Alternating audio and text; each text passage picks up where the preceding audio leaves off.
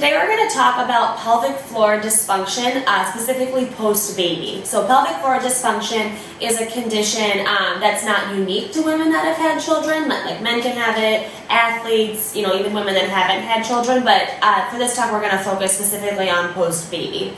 So this here, just to kind of orient everybody, is a model of the pelvis, okay? So this here is the front. This is what we call your pubic symphysis. This basically anchors your pelvis in the front, like the primary stabilizer there. And if we flip this around, this is your tailbone, your sacrum, and then your vertebrae that go up your back. And then this kind of big group of tissues here is what's called your sacroiliac joint or your SI joint, which are basically, one on each side, the primary stabilizers of the back of your pelvis. So from a ligament perspective, ligaments connect bone to bone. Your SI joint and your pubic symphysis are basically what hold your whole pelvis together. And then of course you've got numerous muscles that attach all through here. What happens when women are pregnant is there's a hormone called relaxin that's released in your body that actually loosens your joints. And it doesn't just happen at the end of pregnancy before you deliver. Like this hormone is in your body kind of almost the whole time you're pregnant.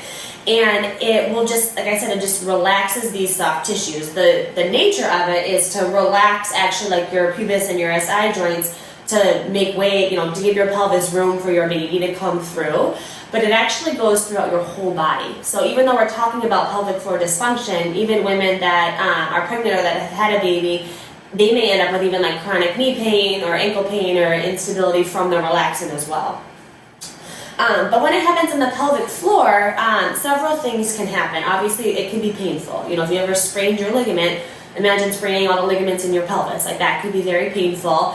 You might get like a burning pain. You might get even like pinched nerves as these bones kind of separate and might press on some of the nerves that are coming through there.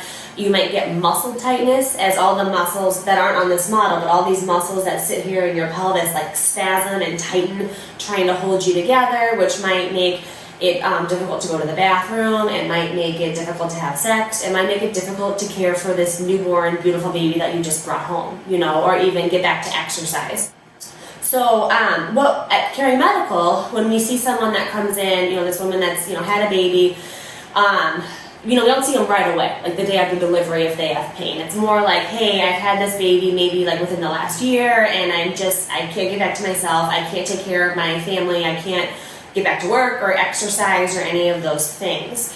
And so aside from history and physical exam, what we'll often do is we'll often take the ultrasound and measure the pubic symphysis and actually see how far separated it is.